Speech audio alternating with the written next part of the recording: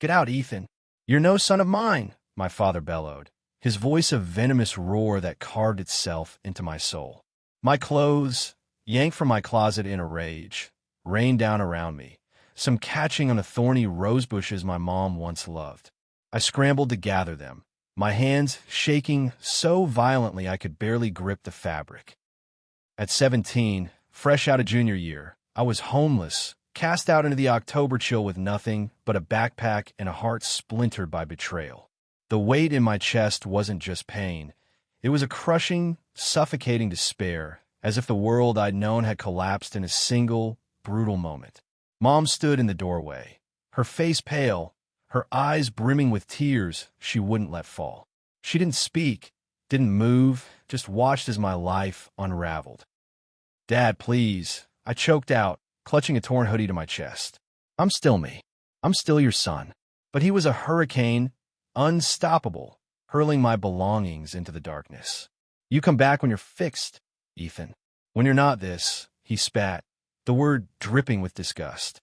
The door slammed again, final and unyielding, sealing me out of the only home I'd ever known. I sank onto the porch steps, my face buried in my hands, the cold concrete biting into my skin. My knuckles stung as I pounded on the door, each knock a desperate plea, but it was like shouting into a void. They were done with me. My parents had disowned me for loving someone they couldn't accept, for loving Noah, the boy whose smile lit up my world, whose touch made me feel alive. Last night, under the backyard stars, we'd kissed, thinking we were safe. But Dad had seen us, his face twisting with rage, and now here I was, exiled for daring to be myself. My phone was my last lifeline. With trembling fingers, I dialed Noah's number, praying for his voice to pull me from this nightmare. The line rang, and my heart leapt, then shattered. A woman's voice answered, sharp and breathless. "Who's this?" she snapped, followed by a muffled giggle and sounds that twisted my stomach into knots. It wasn't Noah. It was someone else, someone with him, in a moment that wasn't mine. The sound on the other end, intimate, careless, were knifed to my chest, worse than my father's words. I ended the call, my vision blurring as tears burned my eyes. Noah, the one person I thought I could trust, had betrayed me too. The street was a graveyard of silence, each house a tombstone mocking my exile. I slung my backpack over my shoulder and walked. No destination, no plan.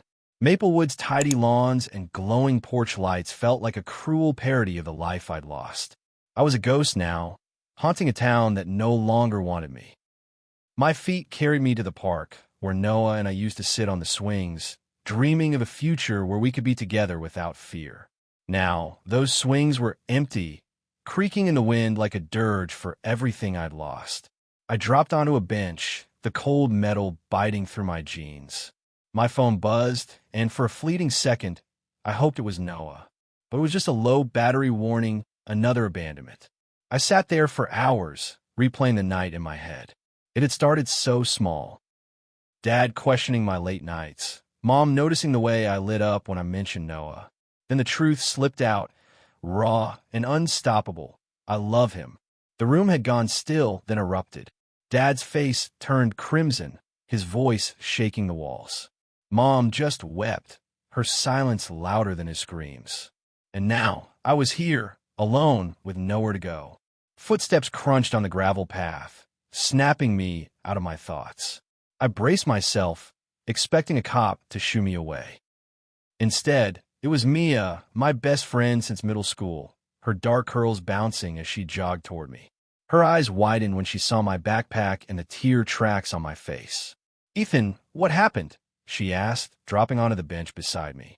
The words spilled out, Dad's rage, Mom's silence, Noah's betrayal. Mia listened, her jaw clenching with every detail. When I finished, she grabbed my hand. "You're staying with me," she said, her voice fierce. "My dad won't care and we've got space. No way I'm letting you sleep out here." I wanted to argue, to say I didn't deserve her kindness, but I was too broken to fight. I nodded, and she helped me gather my things, her presence a flicker of light in the dark. Mia's house, was a chaotic contrast to the sterile perfection of my parents' home. Her dad, Mr. Torres, was a single parent and a night shift nurse who welcomed me with a tired smile and a plate of leftover tamales. "You're safe here, Ethan," he said, his voice warm but firm. I didn't know how to respond to that kind of unconditional acceptance, so I just nodded and ate, the food grounding me in a way I hadn't expected. That night, I lay on the pull-out couch in Mia's basement, staring at the ceiling. Sleep was a stranger. Every time I closed my eyes, I saw Dad's face, heard that woman's voice on Noah's phone. I wanted answers, but more than that, I wanted to understand why my life had imploded in a single night. Why the people I loved most had turned their backs on me. The next morning, Mia dragged me to the kitchen, where Mr. Torres was brewing coffee. "You need a plan," Mia said, shoving a plate of toast in front of me. "You can't just hide down here forever." She was right, but the thought of facing the world felt like stepping into a war zone. I was 17, jobless, and technically homeless. School was out for the summer, leaving me unmoored. But Mia wasn't one for pity parties. By afternoon, she'd haul me to the local diner where she waited tables. "They're hiring," she said. "Bussing tables isn't glamorous, but it's a start." The diner was a slice of small-town chaos, greasy air, clinking plates, and a jukebox blaring classic rock. Mia introduced me to her boss, Ms. Delaney, a no-nonsense woman with a sharp gaze. "You look like you've been through hell," she said, eyeing my disheveled appearance. "Start tomorrow. Don't make me regret it." It wasn't much, but it was a lifeline, a way to claw my way back from the edge. Work became my escape. I threw myself into scrubbing tables and hauling dish bins, the repetitive tasks numbing the ache in my chest. But Noah haunted me. Every phone buzz kept me on edge, dreading and hoping it was him. He hadn't called, hadn't texted. Not a word since that awful night. I told myself I didn't care, but the lie tasted bitter.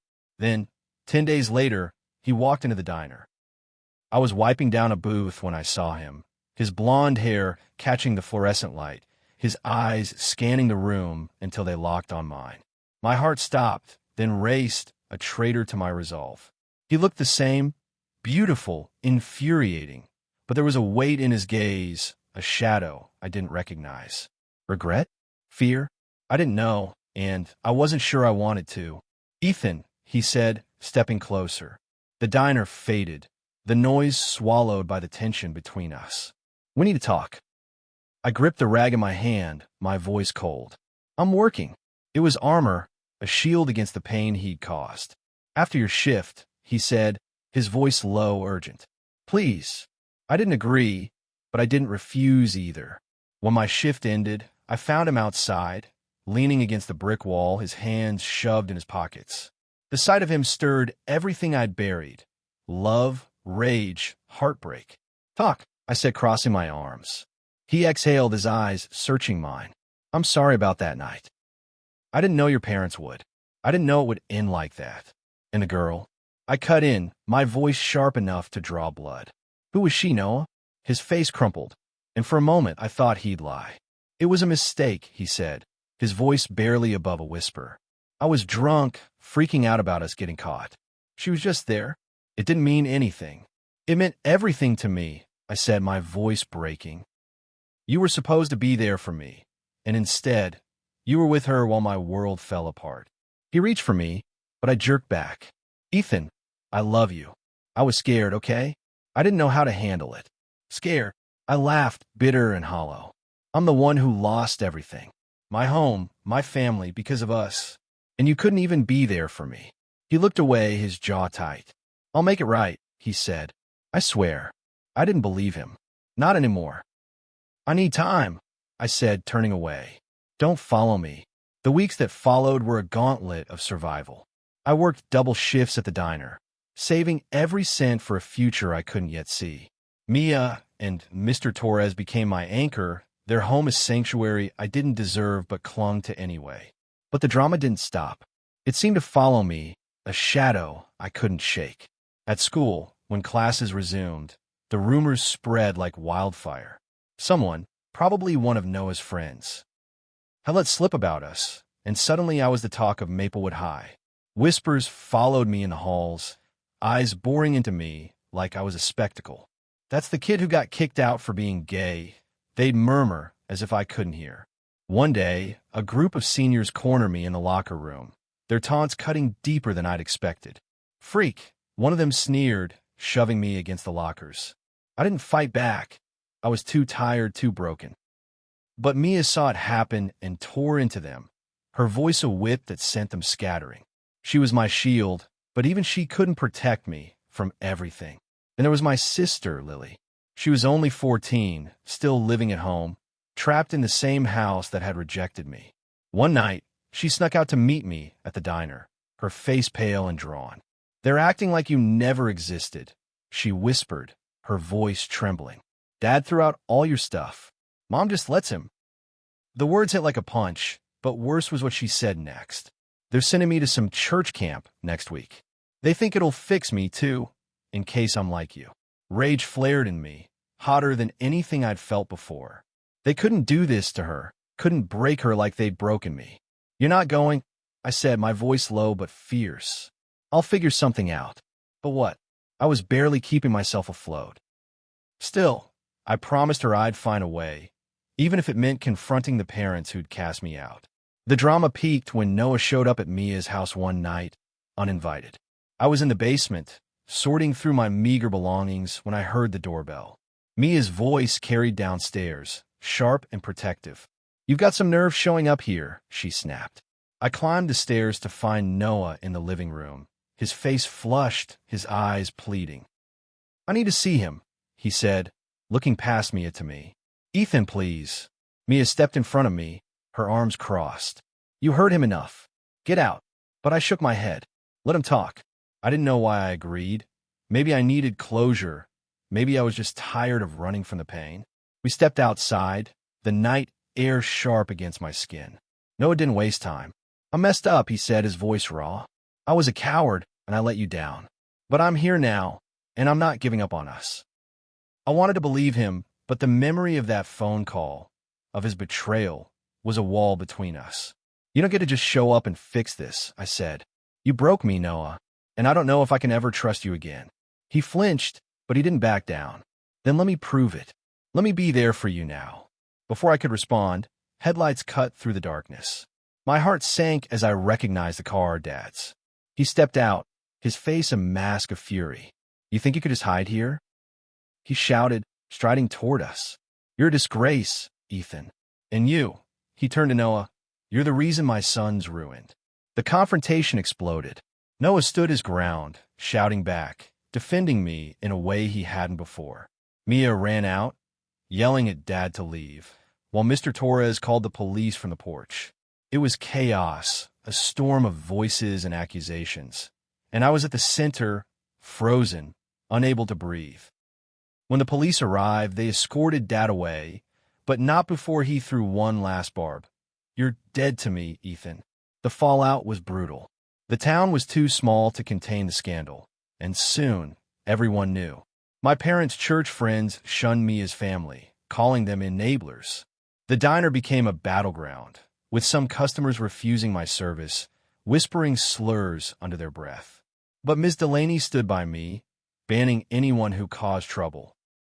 "You're one of mine," she said, and those words became a lifeline. I focused on saving Lily. With Mia's help, I contacted a local youth shelter that specialized in helping kids in situations like ours. They connected us with a lawyer who agreed to take Lily's case pro bono, arguing she was at risk of emotional abuse. It was a long shot, but when the court granted her temporary emancipation, allowing her to live with Mr. Torres, I felt a weight lift. She was safe, at least for now. But Noah was a wound that wouldn't heal. He kept trying, showing up at the diner, leaving notes, even helping with Lily's case behind the scenes. I saw the effort, the remorse, but trust was a bridge we'd burned. One night, I agreed to meet him at the park, the place where it all began. He looked older, worn down by the weight of his mistakes. "I don't expect you to forgive me," he said, his voice steady. "But I need you to know I love you. I always will." I looked at him, the boy I'd loved, the boy who'd broken me. "I loved you too," I said, past tense, the words heavy with finality. But I can't do this anymore. I need to find myself first. He nodded, tears in his eyes, and walked away. It was the last time I saw him. A year later, I stood in a small apartment, my apartment, paid for with diner wages and a scholarship I'd fought tooth and nail for. It was bare, second-hand furniture, mismatched dishes, but it was mine. Lily lived with Mia and Mr. Torres, thriving in a way I hadn't thought possible. She visited often, her laughter filling the empty spaces of my new life. My parents never reached out. I heard through Lily that they'd moved, left Maplewood to escape the shame I'd brought them. It hurt, but it was a dull ache now, not the raw wound it had been. I'd built a family from the ashes. Mia, Mr. Torres, Ms. Delaney, even the regulars at the diner who'd started tipping me extra, as if to say they saw me. I started writing again, pouring my pain into poems and stories. A local coffee shop hosted an open mic, and I read there sometimes, my words drawing crowds who listened, really listened. It was a small victory, but it felt like reclaiming a piece of myself. But the scars remained. Every time I passed the park, I saw Noah's face, heard his apologies. I wondered if I'd made the right choice, letting him go. I wondered if I'd ever love again without fear. The world had hardened me, but it hadn't broken me. Not completely. One night, as I sat in my apartment, rain pattering against the window, I wrote a final poem, one I never read aloud. It was for me, for the boy who'd survived the storm. It ended with a line I repeated to myself when the darkness crept in. I am enough. And yet, as I looked out at the rain-slicked city, I knew the truth. I'd survived, but I'd lost something vital. Trust, innocence, the belief that love could conquer all. I was standing, but I was alone, and that was the cost of my survival.